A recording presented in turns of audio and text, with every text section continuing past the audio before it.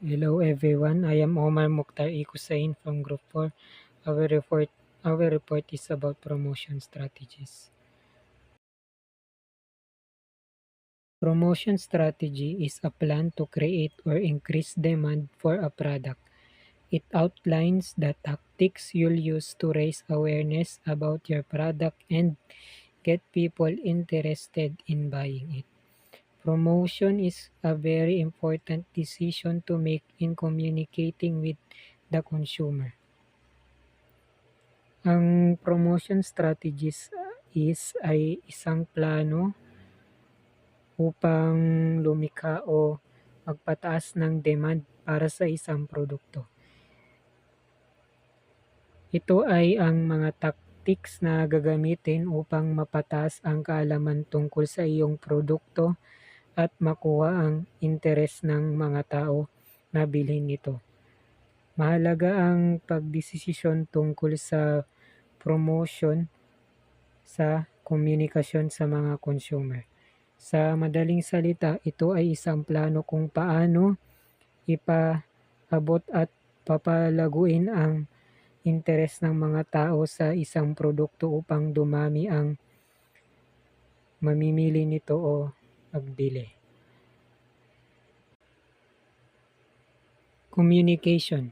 Communication is the process of transmitting data, ideas, information from a source, transmitter, to a receiver using a communication channel. All these elements form a communication system. Marketing communication is the process where two sides try to influence each other using symbols in order to achieve their final objectives. Ang communication ay ang proseso ng pagpapadala ng data, idea o impormasyon mula sa tinatawag na transmitter papunta sa tumatanggap o tinatawag na receiver gamit ang isang communication channel o daluyan ng komunikasyon. Ang lahat ng mga elemento ito ay bumubuo ng isang sistema ng communication. Sa marketing, ang communication ay proseso kung saan ang dalawang panig ay sinusubukang i-influence ang isa't isa sa pamamagitan ng mga symbols upang makamit ang kanilang mga layunin. Sa picture na pinapakita dito sa slide, nagpapakita ito ng daloy ng komunikasyon mula sa pagpapadala ng mensahe, pagpapadala sa channel, pagtanggap ng mensahe, hanggang sa pagbibigay ng feedback. Nakikita nyo sa picture, transmitter ang pinagmumulan. Direct marketing. Direct marketing is a type of promotional activity that includes an offer and a call to action to a selected group of consumer. The response to the call could be in forms such as catalogs, snail mail, email, telemarketing, and or point of sale. Some companies buy lists of names and addresses for this purpose. Others, on the other hand, create their lists. Sometimes, however, direct marketing becomes very intrusive that a lot of consumer may disregard attempts to reach them. Ang direct marketing ay isang uri ng promotional activity kung saan may offer at call to action para sa specific na group ng consumer. Ang mga response sa call to action na ito ay pwedeng magmula sa iba't ibang forms tulad ng catalogs, snail mail, email, telemarketing at point of sale. May mga companies na bumibili ng list ng names at addresses para gamitin sa marketing, habang ang iba naman ay gumagawa ng sariling nilang list. Pero minsan nagiging masyadong intrusive or nakakairita ang direct marketing, kaya't maraming consumer ang nagiging hindi interesado at nagiging or ini-ignore na lang nila ang mga attempts na ma-reach sila. Direct email marketing. Direct email marketing is a design for email-based campaigns in which individual advertisements are sent to a target list of recipients. The message, which may be in form of text, HTML, or rich media, look like web-based ads instead of the usual email messages. Direct email marketing is a more sensible way to send your eye-catching, specialized, and convincing ads to a smaller group of recipients that may in fact be interested in getting such messages.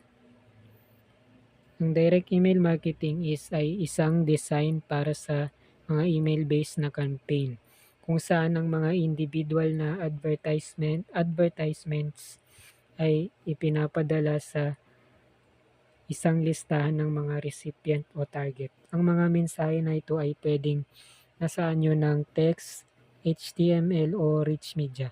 Ang direct email marketing ay isang mas practical na paraan para magpadala ng kapansin-pansin, special at nakakahikayat na ads sa mas maliit na mga recipient na maaaring talagang interesado na makatanggap ng mga ganitong mensahe. Ito yung example ng direct marketing. Ito halimbawa dito, ito yung name ng company, Greenscape. Tapos ito yung message nila, yung offer to get 20%. Tapos yung contact information. Tapos number, website. Tapos ito yung goal nila, to increase new customer bookings. Ito naman example ng direct email marketing.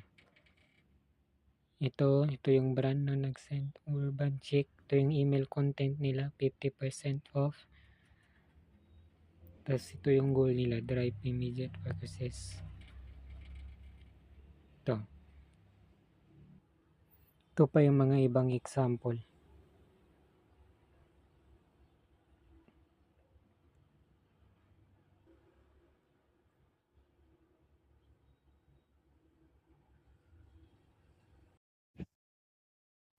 Telemarketing. Telemarketing involves getting in touch with possible customers using the phone to sell products or services.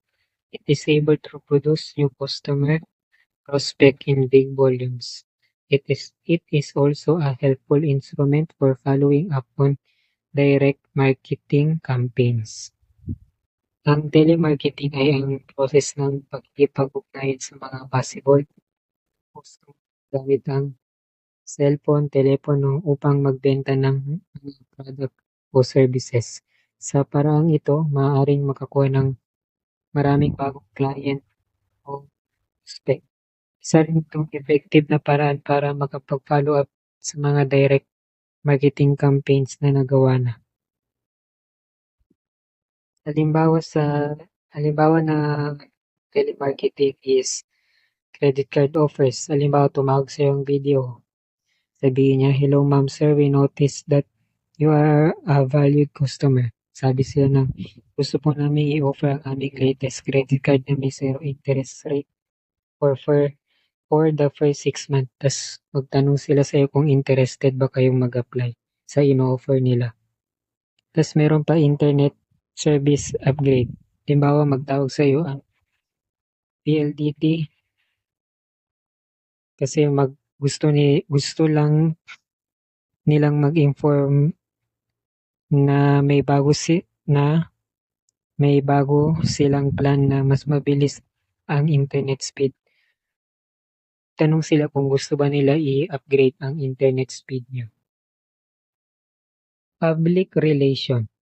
Public relations is vital to grow a good relationship with the media in an industry to build positive promotion for a brand, known as public relation. Company applies PR to endorse product and to increase their sales effort. It is a common strategy that when a company hits milestone or signs on major customer, press releases are being issued to stay top of mind with media. In order to gain good publicity for a company, some companies use sponsorship. Ang public relations ay mahalaga para makabuo ng magandang relation sa media. Ito siya ay halimbawa sa isang industriya upang makagawa ng positive na promotion para sa isang brand. Halimbawa, ang mga company ay gumagamit ng PR para i-endorse ang kanilang product at mapalakas ang kanilang mga sale efforts. Karaniwan ginagawa nila ito sa pamamagitan ng paglabas ng press releases kapag may bagong achievements. Ang company o nakakuha sila ng malaking client upang manatiling napapansin ng media. Para makakuha sila ng magandang publicity. Gumagamit din ng ibang company ng sponsorship. Ang sponsorship ay maaari saan yun sa mga local school fairs. Halimbawa yung sa Intrans, di ko maraming nag-sponsor lalo na dun sa pag-budget. Ito yung mga ginagamit ng companies na iba't ibang paraan para sa kanilang layunin sa public relations. Company employs different ways for their public relations purposes. Press releases. A press release is a positive news story authored by a company to endorse a product, organization, or person. Often PR personnel write press release in expectations that the news media will pick them up and spread the information to the public. Some of the PR possibilities that company may ask to be highlighted in their press releases consist of charity events, award, news product, and company reports as part of their contributions to improve the environment or local community. Ang press release ay isang positive na balita na isinulat ng isang company upang i-promote ang product, organisasyon o tao. Kadalasan ang mga PR personnel ang nagsusulat ng press release. Sa pag-asang ito ay kukunin ng news media at ipapakalat sa public. Ilan sa mga PR highlights na pwedeng ipasama sa press release ay charity events, awards, bagong produkto at mga report ng company bilang bahagi ng kanilang contribution. Halimbawa dito is sa website ng McDo, makita mo doon yung press release nila about sa mga charity. Ipinost sila doon sa website nila mga press release about sa charity. Yun. Kung may bago ba silang menu, tinopost nila sa website nila. Ganun ang halimbawa ng press release. Pwede rin nila itong ipadaan sa mga media. Sponsorship involves a paying fee to have your name associated with different things. Quite expensive though, Sponsorship is becoming very popular these days because a lot of companies wanted to strengthen their image, raise their brand awareness, make different their products and reach their targeted markets. Ang sponsorship ay ang pagbabayad ng isang fee para maiugnay ang pangalan ng company sa iba't ibang bagay. Medyo magastos ito, pero popular na ngayon ang sponsorship dahil gusto ng maraming company na palakasin ang kanilang image, palawakin ang kanilang brand awareness, gawing kakaiba ang kanilang mga product at maabot ang kanilang target na market. Isa sa mga halimbawa dito sa sponsorship, 'di ba ang Jollibee kinuha nilang Bini bilang sponsor nila. Tas yung naggawa sila ng sa menu na may mga photocard nila. Tsaka maraming bumili doon. Yun, napalakas ng Jollibee yung nila. Yung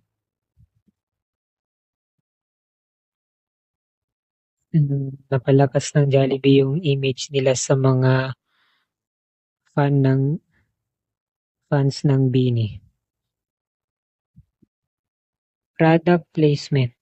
Getting a company products integrated as part of a television show, movie, video game, special event, or book is known as a product placement. Usually, a company pays a certain fee to have one of its products placed. Ang product placement ay ang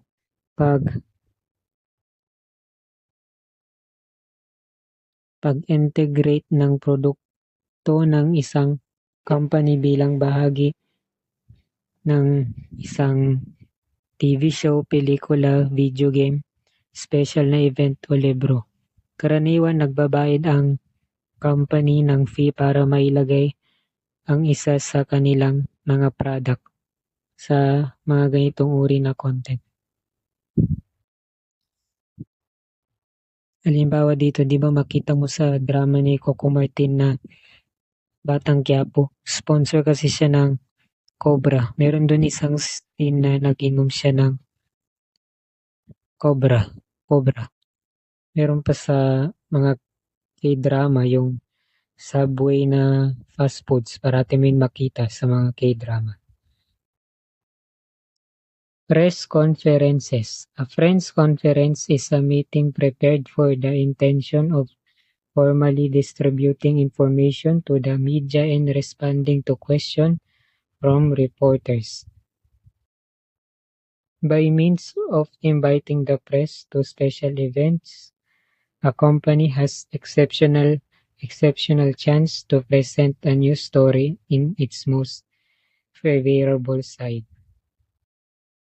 Ang press conference naman ay isang pagtitipon na inahanda para sa formal na pagbibigay ng impormasyon sa media at pagsagot sa mga tanong ng reporters.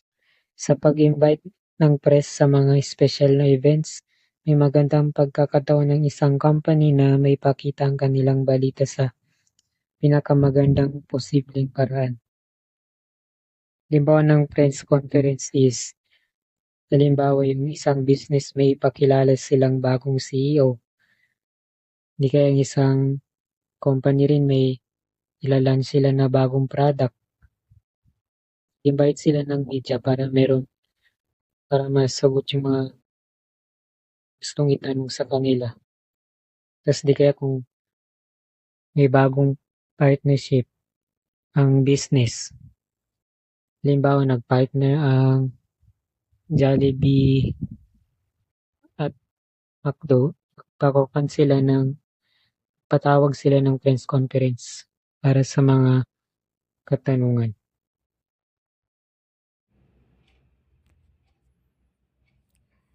Under-sale promotion. A free sample encourages consumer to try a small amount of a product they may not have consider before, regardless of whether they purchase it or not.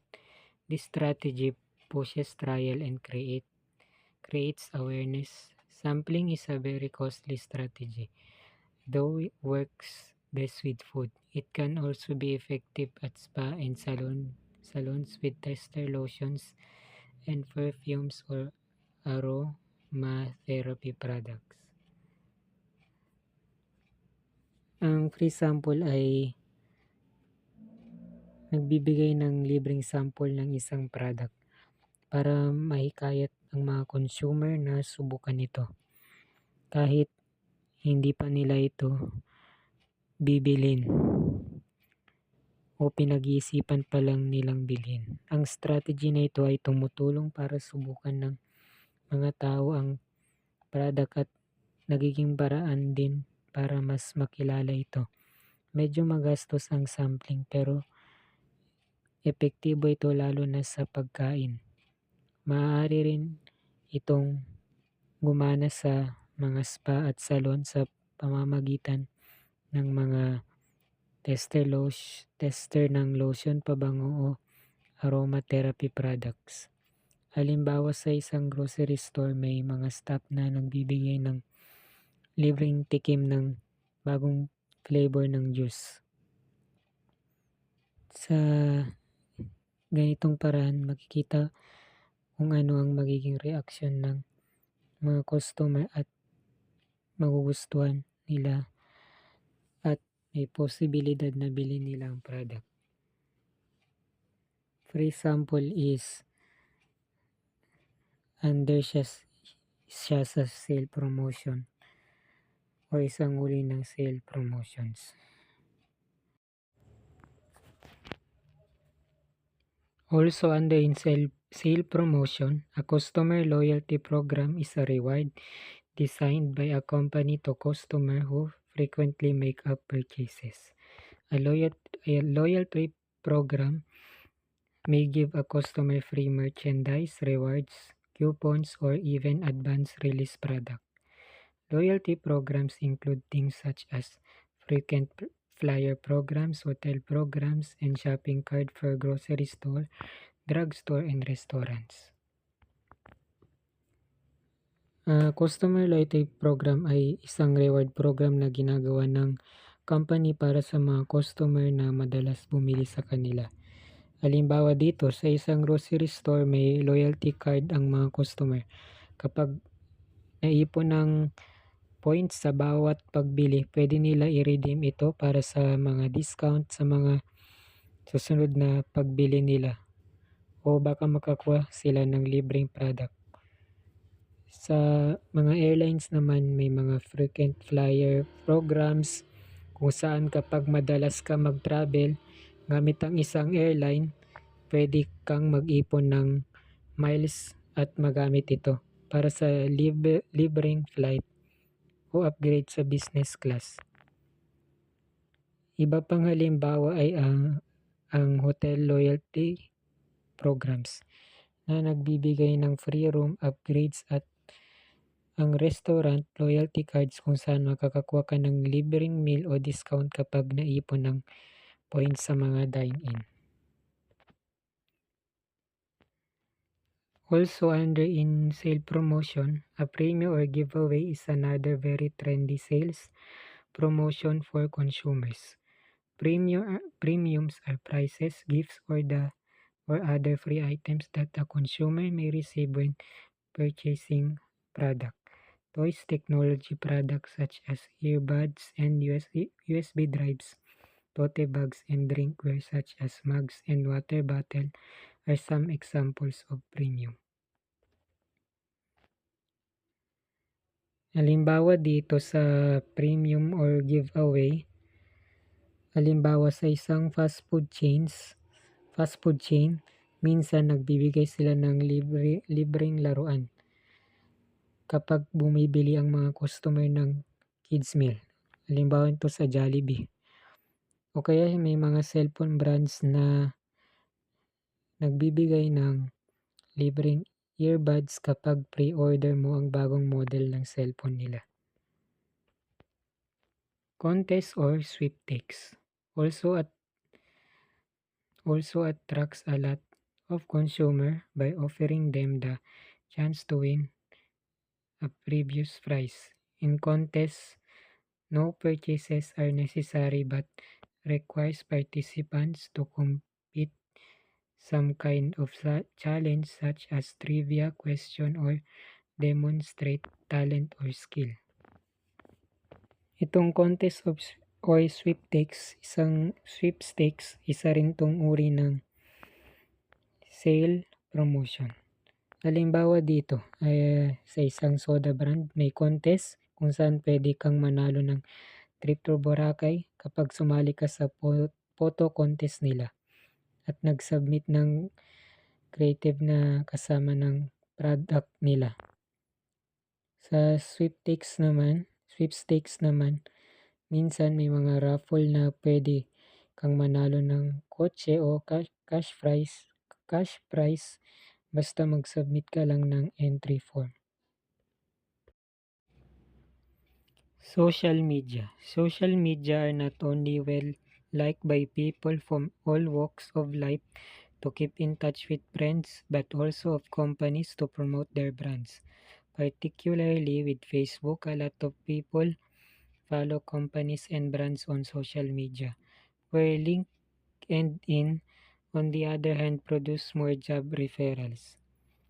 Ang social media ay hindi lang popular para sa mga tao mula sa iba't ibang klase ng mga buhay para makipag-ugnayan sa mga kaibigan, kundi para rin sa mga kumpanya na para i-promote ang kanilang mga brand o business.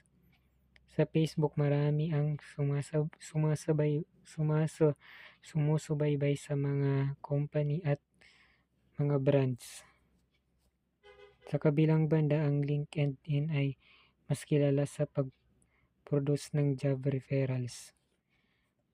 Yes, nakikita nyo naman ngayon sa mga social media, mga Facebook, YouTube, Twitter, marami na doon nag-promote ng mga business. Lalo na yung ibang mga vlogger, kung may business sila, doon nila gina-promote. Sa pagkakalam ko, ang LinkedIn ay parang ito ning nag-post sila ng mga resume dito ba yun? Sa parang mga job referrals. Parang gina-post sila ng mga resume dito. Yung kung gusto nila maghanap ng trabaho. Pero rin dito mag-promote ng business. Pero mas karamihan kasi dito sa LinkedIn din ata yung mga gahanap ng trabaho. Parang gapost sila ng mga resume dito. Types of personal selling. Retail selling. In retailing, a salesperson is able to personally interact with a possible customer when the latter visits the store and asks about a particular product. The salesperson has the role of understanding the needs of the customer and thus show those various products he sells which can satisfy their needs. Sa retail selling naman, may personal interaction ang salesperson at customer. Kapag pumupunta si customer sa store para magtanong tungkol sa isang product, halimbawa sa isang appliance sa store, ang salesperson ay tumutulong sa customer na pumili ng refrigerator base sa needs niya. Like, halimbawa yung energy efficiency ng ref o yung space ng ref. Business to business selling. The salesperson sells product to industrial buyers. In business to business selling, product officer includes the sale of equipment, plants, and machineries to the industrial buyer. The salesperson in B2B approach must be well trained and technically savvy about the products he sells. Dito naman binibenta ng salesperson ang mga product sa mga industrial buyers o business. Kadalasan dito halimbawa, ito ay mga equipment o machine na kailangan ng mga company. Halimbawa, ang salesperson ng isang company ng heavy machinery ay nagbibenta ng mga bulldozer sa isang construction company. Trade selling. The salesperson sells product to marketing intermediaries such as retailers and wholesalers in trade selling. The salesperson here must have a regular communication with the wholesaler and retailers to obtain large orders from them. Sa trade selling naman, ang salesperson dito ay nagbebenta sa mga retailers at wholesalers. Kailangan niya ng regular na communication sa kanila para sa malaking orders. Halimbawa, ang isang salesperson ng soft drinks company ay may regular na contact sa mga supermarket para laging may stock sila ng product. Direct to consumer with direct channel. A salesperson visits possible customers and tries to let them be aware about a new product the company is selling or product that the only company is exclusively selling. Dito naman sa direct to consumer, bumibisita ang salesperson sa mga possible na customer para ipakilala ang isang bagong product ng company. Halimbawa, ang salesperson ng isang home appliance brand ay pupunta sa mga bahay-bahay para i-demo ang isang bagong model ng vacuum cleaner na exclusive lang sa brand nila.